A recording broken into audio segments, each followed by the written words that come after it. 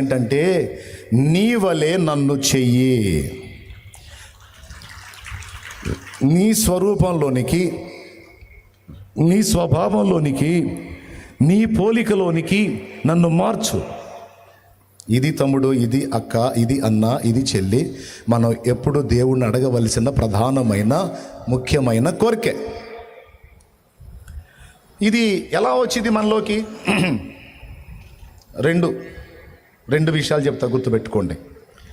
ఎలా వచ్చింది అంటే, ఒకటి, ఇలాంటి స్వభావాన్ని కలిగి ఉండాలన్న ఆశ ఉండాలి. ఏముండాలి? ఏ ఆశ ఉండాలి?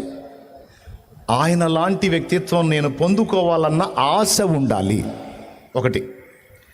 రెండవది, ఆశ ఏం చేసిద్దంటే దేవుణ్ణి అడిగేటట్టు చేసిద్ది. అప్పులు తీరాలని ఎంతమందికి ఆశ ఉంది? చేతులు ఎత్తండి. అప్పులు ఉన్న వాళ్ళందరూ చేతులు ఎత్తండి. అట్లా గదిలిచ్చండి అప్పులు ఉన్న వాళ్ళందరూ. ఇంకెవరికండి లేనిది? అందరూ చేతులు ఎత్తారుగా. అప్పులు ఉన్నాయి. పాపం, ఏం బాధపడవాకండి, నేను కూడా చేసేలే నేను కూడా చేసేలే.